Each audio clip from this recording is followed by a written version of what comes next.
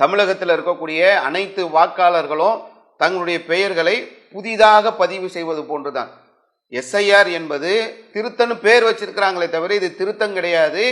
ஒவ்வொருவரும் தங்களுடைய வாக்குரிமையை இருக்கிறதா இல்லையா என்பதை புதிதாக கண்டறிந்து அதற்காக புதியதாக விண்ணப்பத்தை கொடுத்து புதியதாக செய்யக்கூடிய ஒரு நிலையை ஒட்டுமொத்த இந்தியர்களுக்கும் ஏற்படுத்தக்கூடிய நிலையைத்தான் தமிழகத்திலும் இப்பொழுது கொண்டு வந்திருக்கிறார்கள். ஒரு பெரிய ப்ராசஸ் இது. இந்த நேரத்தில் ஏற்கனவே சிறுபான்மை சமுதாயம் குறிவைக்கப்படுகிறது என்பதை விலகி வைத்திருக்கக்கூடிய நம்ம ரொம்ப கண்ணும் கருத்துமா என்ன செய்யணும், இதுக்கு நம்ம செய்ய வேண்டியது என்ன, இது எப்படி அணுகணும், இதற்கான முறைகள் என்ன, இதை நாம் தெரிந்து கொள்வதோடு நம்முடைய உறவுகளுக்கு, நம்முடைய சொந்த பந்தங்களுக்கு, நம்முடைய நண்பர்களுக்கு, குறிப்பாக இஸ்லாமிய சமுதாய மக்கள் வசிக்கக்கூடிய பகுதிகளில் உள்ள பள்ளிவாசல் நிர்வாகங்கள்லாம் இதை மக்களுக்கு கொண்டு போய் சேர்க்க வேண்டிய ஒரு பொறுப்பும் கடமையும் நமக்கு இருக்கிறது. இந்த இணையதள முகவரியை நம்ம இந்த வீடியோவில் வெளியிடுறோம். அதோடைய டிஸ்கிரிப்ஷனையும் நம்ம கீழே கமெண்ட் பாக்ஸில் கொடுக்குறோம். இந்த இணையதளத்துடைய முகவரி voters.eci.gov.in. அந்த இணையதள முகவரியை நம்ம உங்களுக்கு வீடியோவில் கொடுக்குறோம்.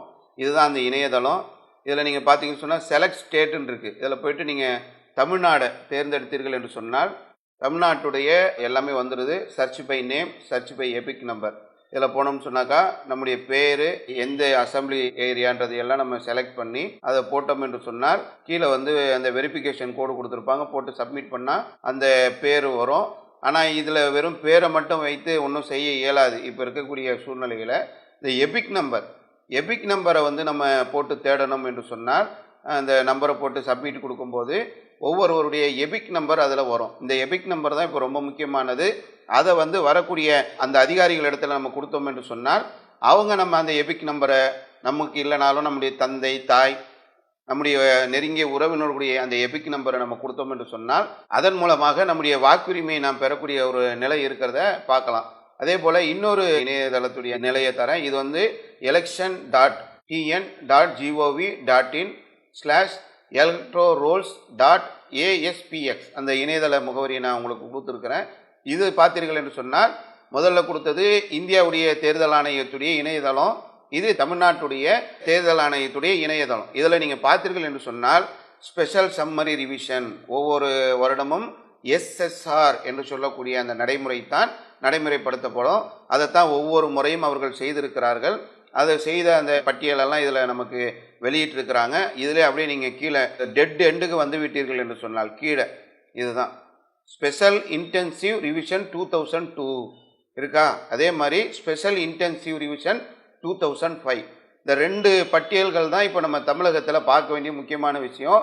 இதில் ஸ்பெஷல் இன்டென்சிவ் ரிவிஷன் 2005க்குள்ளே நீங்கள் போனீர்கள் என்று சொன்னால் இதில் உள்ள மாவட்டங்கள் சென்னை, திருவள்ளூர், காஞ்சிபுரம், தருமபுரி, சேலம், கோயம்புத்தூர், மதுரை, திருச்சிராப்பள்ளி, திருநெல்வேலி இந்த மாநகர சொல்லக்கூடிய நிலையில் உள்ள அந்த மாவட்டங்கள் மட்டுமே இதில் இடம்பெற்றிருக்கக்கூடியதை பார்க்கலாம். இது 2005. இந்த பட்டியலில் இல்லை என்று சொன்னால் நம்ம என்ன பண்ண வேண்டும் என்று சொன்னால் நம்ம 2002 பட்டியலுக்கு போயிடணும். அதில் எந்த மாவட்டங்கள் இருக்கிறதோ அவங்க 2005 அங்கே எஸ்ஐஆர் நடைபெற்றிருக்கிறது. அந்த பட்டியலில் இல்லாத 2002 பட்டியல் நீங்கள் போனீர்கள் என்று சொன்னால் இங்கே மாவட்டம் எந்த மாவட்டம் என்பதை நாம் தேர்ந்தெடுக்கின்ற போது இருக்கக்கூடிய மற்ற எல்லா மாவட்டங்களும் இருக்குது. இதில் 2002 பண்ண இடத்துல திரும்ப மீண்டும் 2005 எஸ்ஐஆர் பண்ணியிருக்கிறாங்க. நீங்கள் 2005 மாவட்ட பேர் இருந்தது என்றால் இதில் நம்ம பார்க்க தேவையில்லை. இல்லை என்று சொன்னால் இந்த மாவட்டங்களுக்குள்ளே நம்ம போகிறோம் என்று சொன்னால் நம்ம கவனிக்க வேண்டிய அதுதான் முக்கியமான ஒரு விஷயம். உதாரணத்துக்கு ராமநாதபுரம் அப்படின்றதை எடுத்தோம் என்று சொன்னால் அதில் எந்த அசம்பிளி எலெக்ஷன், எந்த இடத்துல உங்களுடைய தொகுதி வருகிறது. இப்போ ராமநாதபுரம் தொகுதி இருக்குது, கடலாடி இருக்குது, முதுகலத்தூர் இருக்குது. ராமநாதபுரத்துக்குள்ளே போனோம் என்று சொன்னால் அதில் நீங்கள் எந்த இடத்துல ஓட்டு போட்டீங்க. நம்ம ஒவ்வொரு ஊர்கள்லையும் பள்ளிக்கூடங்கள் இருக்கும். மேக்சிமம் எல்லா இடங்கள்லையும் பள்ளிக்கூடங்களில் போய் தான் நம்ம ஓட்டு போடுகிறோம். அதனுடைய பட்டியலை நீங்கள் எடுத்தீர்கள் என்று சொன்னால் இந்த இடங்களில் அந்த 3வது வார்டு நம்பர் அண்ட் நேம் அந்த இடத்துல நம்ம போனோம் என்று சொன்னால் அந்த எந்தெந்த இடங்கள்லாம் அந்த ராமநாதபுரம் தொகுதியில் தேர்தல் நடந்த போது எந்தெந்த பள்ளிக்கூடங்களில் நடந்ததோ அதனுடைய நிலைகள் எல்லாமே பட்டியலாக இருக்கும். அதில் நாம் எங்கே போய் நம்ம ஓட்டு செலுத்தினோமோ அந்த பள்ளிக்கூடத்தை ஒவ்வொரு தொகுதியை நீங்கள் எடுத்தீர்கள் என்று சொன்னால் ஒரு 150, 160, 170ன்னு ஒரு தொகுதிக்கு ஏற்ற மாதிரியான ஒரு நிலையில் அந்த பள்ளிக்கூடங்களுடைய பட்டியல் இருக்கும். அதில் நம்ம தங்கச்சி மடம் அப்படின்ற இதை எடுத்துட்டு கீழே நம்பர் கொடுத்துருப்பாங்க. வெரிஃபிகேஷன் கோடுன்னு கீழே ஒரு நம்பர் கொடுத்துருக்குறாங்க. இந்த மாதிரி நம்ம எடுத்தோம் என்று சொன்னால் உங்களுக்கு இந்த மாதிரியான ஒரு பட்டியல் வந்துடும். பட்டியல் 27 பக்கம் இருக்குது. நம்ம பகுதிகளில் உள்ள அந்த பட்டியலை நம்ம எடுத்து அதை பிரிண்ட் அவுட் எடுத்து வச்சுக்கிறது நல்லது. வரக்கூடிய அதிகாரிகள் எப்படிப்பட்ட சூழ்நிலையில் வந்தாலும் இது இருக்குது, இதுதான் எங்கள் தொகுதி, எங்கள் தொகுதியில் இருந்த இந்த நிலைகளை எல்லாம் நாங்கள் பிரிண்ட் எடுத்து வைத்திருக்கிறோம் என்று சொல்லி அவர்களுக்கு காட்டுவதற்கு இது ஒரு வசதியாக இருக்கும். நீங்கள் எடுத்தீர்கள் என்று சொன்னால் எல்லார் பேரும் அதில் வரும்.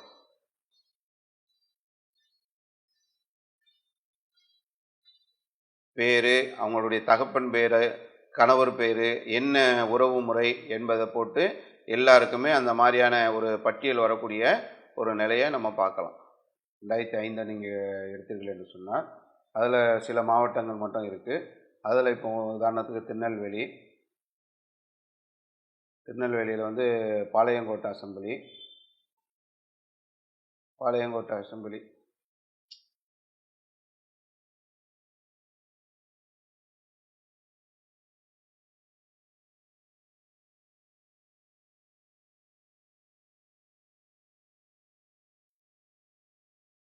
இப்போ பார்த்தீங்கன்னா 2005 பட்டியலில் போனோம் என்று சொன்னால் அது இருக்கக்கூடிய சில மாவட்டங்கள், அதில் திருநெல்வேலியில் எந்த assembly election, Palayamkottai assembly election, அதில் எந்த போலீஸ் ஸ்டேஷன் நேம், அது ஏதாவது ஒரு பேருக்குள்ளே நம்ம போய் பார்த்தோம் என்று சொன்னால் இத்தனை பள்ளிக்கூடங்கள் இருக்குது. எல்லா பள்ளிக்கூடங்கள்லேயும் நம்ம போய் ஓட்டு போட்டிருப்போம்.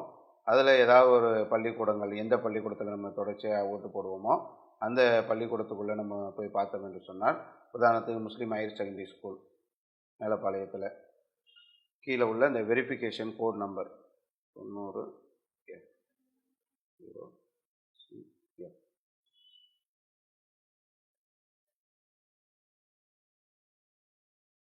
இப்படிதான் இந்த மாதிரி ஒரு ஃபுல் பட்டியல் வந்துடும் நமக்கு. மேலப்பாளையம் வார்டு நம்பர் 36 பெரிய குத்துபா பள்ளிவாசல் தெரு மேலப்பாளையம். அதில் உள்ளவர்களுடைய ஆண்கள் 255 பேர், பெண்கள் 237 பேர், மொத்தம் 492 பேருடைய பட்டியல் இதில் நமக்கு வந்துடுது. இதில் பார்த்துக்கிட்டு என்று சொன்னால் அவங்க பேர், அவங்க கணவன் பேர், தந்தை பேருன்னு கடைசி பக்கத்தில் எபிக் நம்பரோடு வந்துடும். இந்த எபிக் நம்பர் இல்லைன்னு சொன்னால் இப்போ இதில் லொக்கையா பிவி இருக்கிறாங்க, சிந்தா ஷேக் மதார், அவருடைய எபிக் நம்பர் இருக்குது.